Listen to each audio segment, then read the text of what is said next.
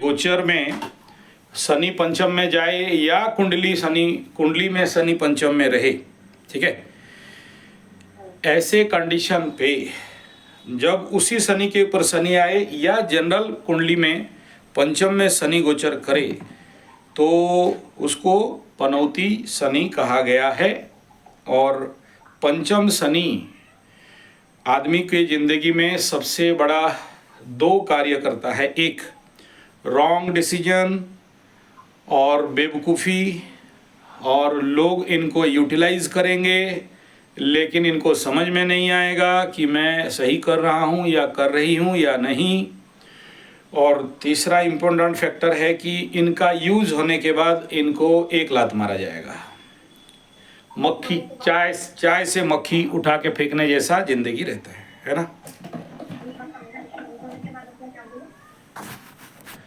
जैसे वृश्चिक राशि का चतुर्थ शनि था कुंभ राशि का तो ठीक है, लेकिन उससे ज़्यादा पिकुलियर रिजल्ट वृश्चिक राशि वालों का होता है।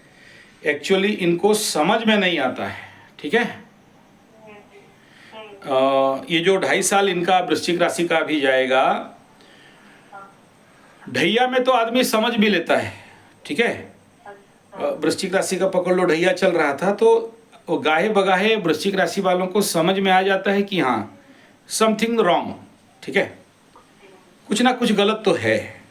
किसी को अपने घर से दूर हो जाना, किसी को माँ का तबीयत खराब होना, किसी का मन में सैडनेस होना, किसी का मन में अशांति बनना, किसी का जमीन जायदाद से दूर हो जाना, किसी का मतलब लव रिलेशनशिप से दूर हो जाना, ठीक है। तो ये result is very common result in the case of ढैया, ठीक है। लेकिन पनौती का जो कंडीशन रहता है वृश्चिक राशि वालों के लिए वो एकदम पिकुलियर रहेगा, ठीक है। पिकुलियर इन द ये सेंस कि देखो किसी चीज़ को आप समझ पा रहे हो तो सेव हो, लेकिन कोई चीज़ को अगर आप समझ ही नहीं पा रहे हो तो क्या करोगे, क्योंकि पंचम और द्वादश का शनि आदमी को मूर्ख, महामूर्ख, गजमूर्ख, मूर्खाधिराज बनाता है, ठीक है। तो जब आदमी के अंदर इस प्रकार का एटीट्यूड बनता है तो वो कैसे निर्णय लेगा सही, ठीक है। तो निर्णय नहीं ले पाना पंचम का शनि। दूसरा है बहुत घुमाना, इधर उधर बिना फालतू का यात्रा होना, ठीक है। बिना फालतू का दूसरी जगह में जाना और जाके लोगों का काम करने का कोशिश करना, लेकिन वो काम होने के बाद फिर आपका कोई मूल्य नहीं रहता है, ठीक है। आपको या तो जैसे चाय से मक्खी उठा के फेंक देते हैं ना, ऐसे ही उठा के आदमी फेंक देना। मतलब ये आप बोलोगे किस फैक्टर में होगा, हर फैक्टर में यही होता है, ठीक है। वृश्चिक राशि का कॉमन रिजल्ट आने वाला 2.5 साल के लिए शनि का रिजल्ट बता रहा हूँ। 2025 का कंडीशन ये प्रिलिमिनरी इम्पैक्ट रहेगा, ओके।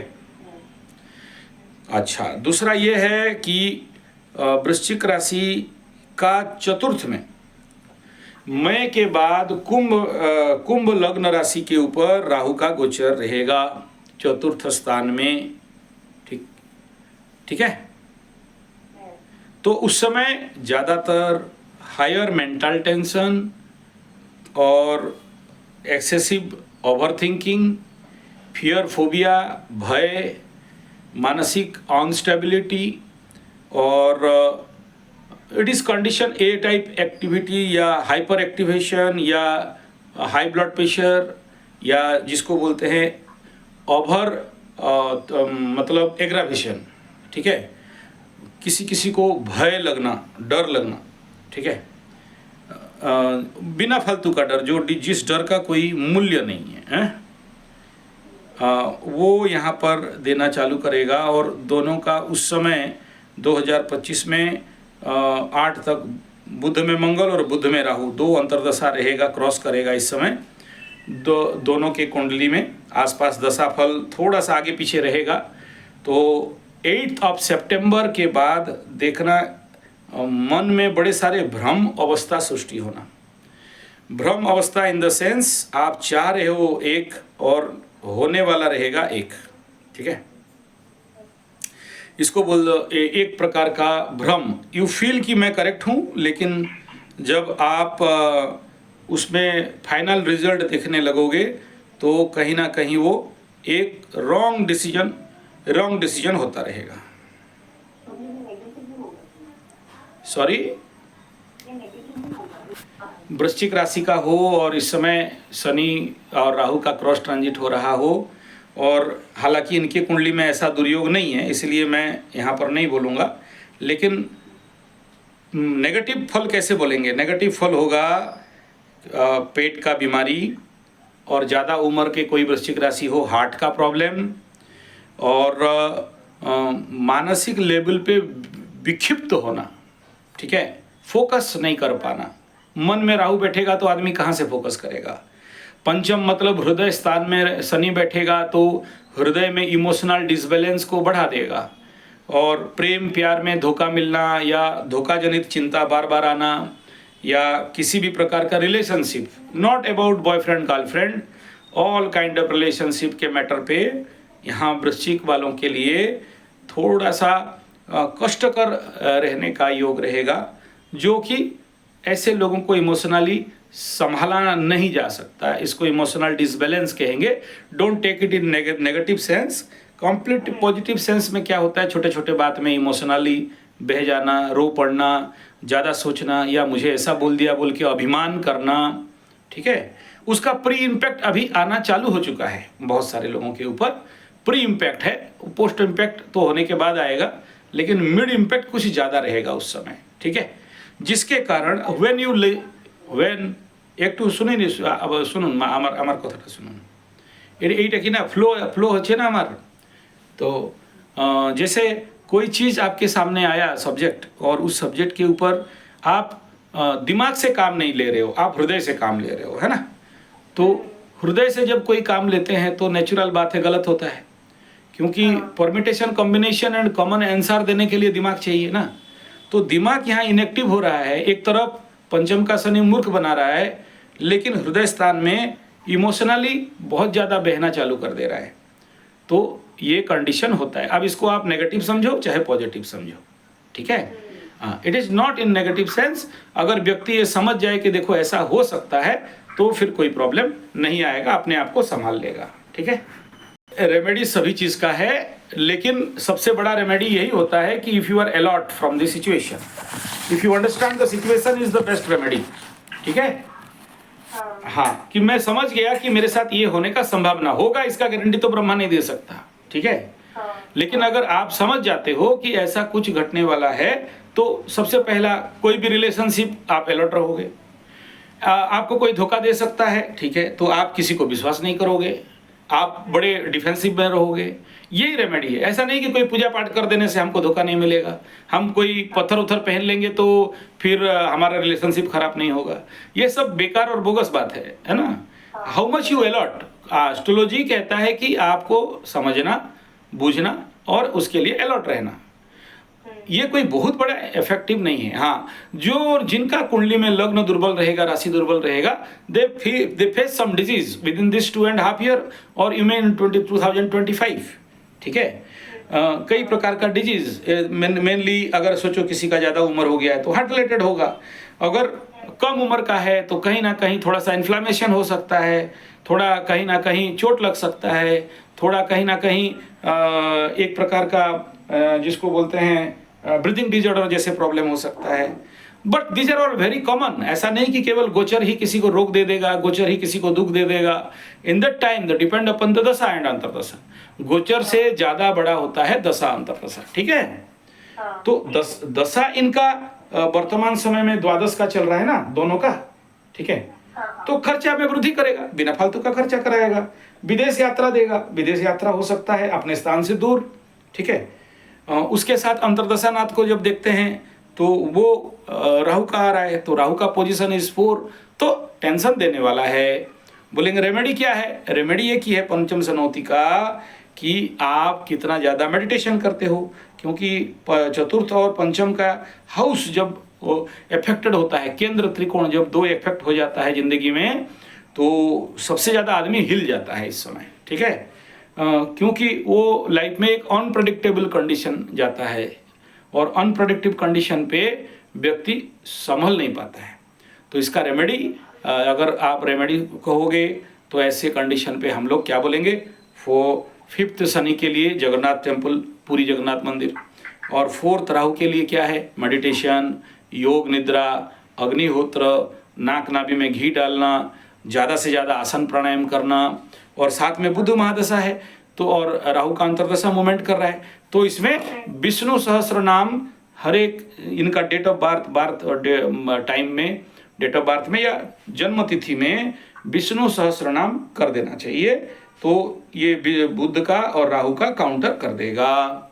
थोड़ा सा चोट चपेट एक्सीडेंट का योग है, क्योंकि मंगल क्रॉस करता है, उस समय होता रहेगा, ठीक है। सर में चोट लगने का योग है, तो उसका मैं कल वीडियो दिया हूँ। ऐसे ऐसे जिसको होगा, ऑकवर्ड लग रहा है, मतलब एक प्रकार का असहिष्णुता लग रहा है, तो गुड़ अपने शरीर से 9 बार उतारा करके गाय गौ माता को दे दो। आपकी तरफ गाय नहीं है तो चींटियों को दे दो, चींटी नहीं है तो पीपल गज के नीचे छोड़ दो, ठीक है। ये इसका रेमेडी है, रेमेडी पार्ट ये है। ड्राइविंग सीखना एकदम 100%, कोई चीज़ सीखने के लिए मना नहीं है, है ना। लेकिन जो लोग इस समय ये बोलेंगे कि हमको कोई लंबा रेस ड्राइविंग करना है, लॉन्ग रूट जाना है, ज़्यादा गाड़ी चलाना है, तो वो यहाँ पर हम लोग मना करेंगे, क्योंकि 4th house is affected by Rahu, भूमि भवन वाहन, ठीक है। और लग्न से 4th house is highly affected. अगर लग्न को देखेंगे, इसके ऊपर शनि का दृष्टि रहेगा और मई तक केतु यहाँ पर रहेगा। ऐसे कंडीशन पे हम लोग बोलेंगे कि नहीं, गाड़ी सीखो लेकिन ड्राइव के चक्कर में मत रहो, ठीक है। हाँ, सीखने में कोई प्रॉब्लम नहीं है ना। हाँ, सीखा जा सकता है और सीखना भी चाहिए, लेकिन सेफ्टी मेंटेन करो, हेलमेट पहनो, और कार चला रहे हो तो सेफ्टी बेल्ट बांधो। ऐसे कार मत चलाओ जिसमें कोई बैलून और सेफ्टी प्रिकॉशन रेटिंग कम है, हैं? और जगह, ऐसे जगह में सीखो जहाँ पर हर दिशा से रोड सेफ्टी हो, फील्ड सेफ्टी हो। कई सारा फील्ड होते हैं जहाँ पर पत्थर होते हैं या गिरने का चांस होता है, या उस जगह में कई प्रकार के हजार्ड होते हैं, तो you understand that safety rule must followed by you, okay. मई, जून, जुलाई आप विदेश के लिए कोशिश कर सकते हो। इस समय विदेश के लिए कोशिश करना अच्छा नहीं है, ठीक है, एज पर योर कुंडली।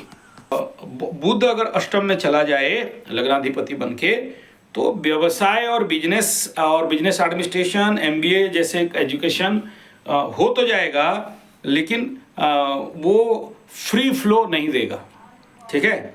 लेकिन बुध को पंडित भी कहा गया, तो ऐसे कंडीशन में एनी काइंड ऑफ रिसर्च ये बहुत ज़्यादा सुइटेबल करवाएगा। और अगर मकर के घर में बुध बैठ जाए तो आदमी पर कर्मरता, पर अन्न भोजी, पर गृहे वास, पर धने धनी कहा गया, ठीक है। दूसरे का अन्न खाने वाला, दूसरे का घर में रहने वाला, दूसरे का काम करने वाला, और दूसरे का दया, परान्न भोजी, दूसरे का भोजन ग्रहण करने वाला, है ना। तो ऐसे कंडीशन पे मैं कहूँगा कि यू फोकस योर सेल्फ, कि आप जितना ज़्यादा अपना काम करो, हालांकि प्लैनेट उसको करने नहीं देंगे, ठीक है। हाँ, इस क्षेत्र में मेनली क्या है ना, ऐसे लोगों को दूसरा लोग यूटिलाइज करते हैं, इनको समझ में नहीं आता है। दूसरे का काम करते रहते हैं, जिस दिन होश आता है, अरे हम तो अपना जिंदगी दूसरे को दे दिया या दूसरा का काम करने लगे, तब तक इनके हाथ में और कुछ रहता नहीं है कि हमेशा लेटेस्ट के ऊपर चलो और फ्यूचरिस्टिक चलो।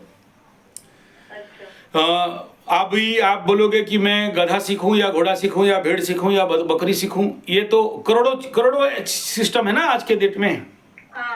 तो हमेशा फ्यूचरिस्टिक बनना चाहिए। फ्यूचरिस्टिक मीन्स आने वाला समय में किसका मार्केट है। AI खत्म हो गया, अभी वो चैट GPT खत्म होके डिपसीक आ चुका है, डिपसीक का फिर और एडवांस वर्जन आ चुका है। तो अभी आप मेरे को क्वेश्चन करोगे कि हम गूगल कैसे चलाते हैं, सीखेंगे कि नहीं, क्या मतलब? गूगल आउटडेटेड हो चुका है ना, अभी कोई गूगल नहीं देख रहा है, हैं? सिंपल सा बात है। आप अभी बोलोगे हमको यूट्यूबर बनना है कि हमको आगे चल के ब्लॉग लिखना है, भाई ये सब ओल्ड हो चुके हैं। इनका मार्केट खत्म, ठीक है। हाँ, तो बी फ्यूचरिस्टिक, आगे क्या होगा, फ्यूचर प्रेडिक्शन क्या है, आगे रिसर्च करोगे तो आपको पता चल जाएगा कि आगे और क्या क्या निकलने वाले हैं और क्या आ रहे हैं।